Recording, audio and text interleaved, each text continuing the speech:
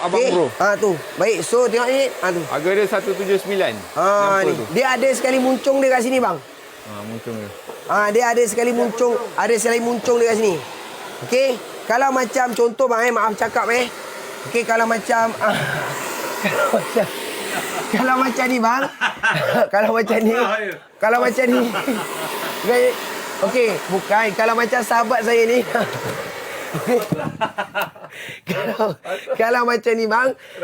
Okey, abang embus je lah. Tak payah beli ni Embus je bang. Ataupun buat macam mana Jan? Bagi cepat kering. Pakai tisu je lalat macam tu je bang. Tak apa abang suruh je lah bini abang bos ni. Sekejap. Dah. Okey. Panas tu. Panas tu. Panas. Dia tak ada penapis. Dia tak ada apa tu. Apa nama dia? Tak ada apa? Tak ada apa? Penapis apa? Filter. Dia tak ada filter bang. Dia tak ada filter. Jangan. Dia tak ada filter bang. Kalau macam ni. Kalau abang rambut macam saya. Tak payah belilah bang. Okey?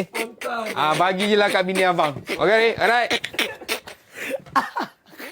Abang kalau rambut macam saya jangan ngada nak belilah. Okey?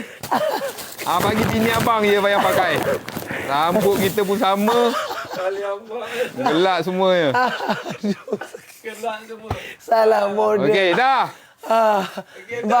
Bang belilah bang. Guna beg nombor 7 bang. Beg nombor 7 apa benda tu? Boleh bang. Okey. Itu lebih-lebih abang Roy. Guna beg nombor 7. Apa tu guna blower? Pakai blower dia suruh. Okey dah. Dah.